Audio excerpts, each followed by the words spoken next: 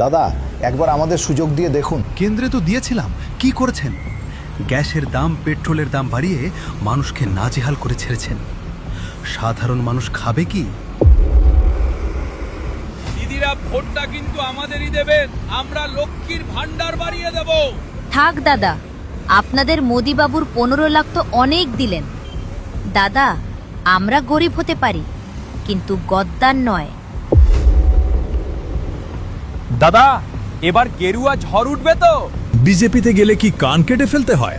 সামান্য লজ্জাটুকুও কি নেই আপনাদের? মধ্যপ্রদেশে বিষ জল খাইয়ে মারলেন, অন্ধ্রতে ক্ষমতায় এসেই ভেজাল দুধে মানুষ মারলেন।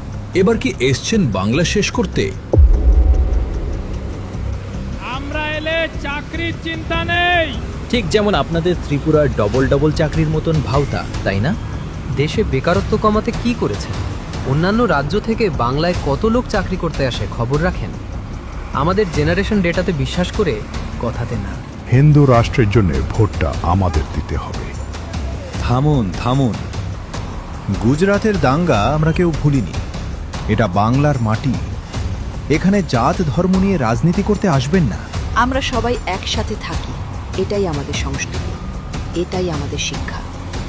বাঙালি তো, তাহলে এসব বাংলা বিরোধী পতাকা রেখো না সাথে। আবার জিতবে বাংলা।